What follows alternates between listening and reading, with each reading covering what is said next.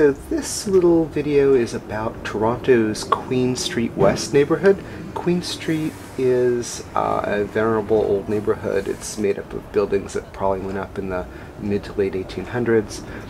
And the neighborhood is one of my favorite in Toronto. And it's very typical of the kind of neighborhood that I always gravitate to wherever I am. It has all the right ingredients. Lots of individual small buildings, lots of quirky mom and pop shops, little apartments upstairs. The sidewalks are nice and wide. You can ride your bike there. There's a streetcar system. You know, the old trams that have been there for forever, they're still running and they're well maintained and they work well.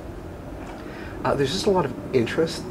It's the environment that I feel comfortable in, but it's also really durable and resilient in terms of the financial structure of the neighborhood.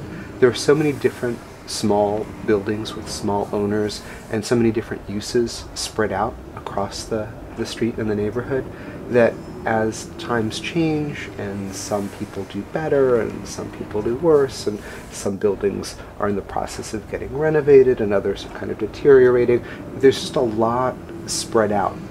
It's diversified. If you compare that to some of these giant condo towers or office towers, they tend to be owned by a single owner. There's a single use. You know, it's either an office tower or it's condos or it's a hotel or whatever. And those things, when they do well, that's great. But when they fail, it's a very, very big failure. It's like, what do you do with a building that size that's just not performing properly? You know, how do you retrofit it into something else? And in terms of the future economy, you know, when your economy is booming and you're expanding and you know, Toronto is doing very well these days, you think, oh, of course those classy skyscrapers are always going to be properly maintained. Of course there's always going to be rich people to occupy them. But cities go through cycles, and they're very broad, long-lasting economic cycles where things will go wrong for a long time. And I think that the buildings that were put up in the 1800s were more durable. They were more likely to hold up even after decades of neglect and abuse, whereas a lot of the stuff that's going up now, if you don't constantly maintain it to a very high standard, I just think they're going to start to fall apart, and that's a problem. It's a problem for cities that have too many of these big buildings that require huge amounts of capital and whatnot. The other thing is that they're just they're out of scale with humans. They're just too big. When you look at Queen Street, it's human scale. You know, you can wrap your mind around the size of these buildings and the way they relate to the people on the street.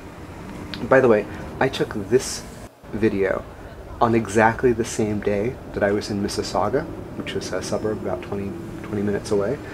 So the weather was the same. It was negative 13 degrees Celsius, which I believe is about 8 degrees Fahrenheit.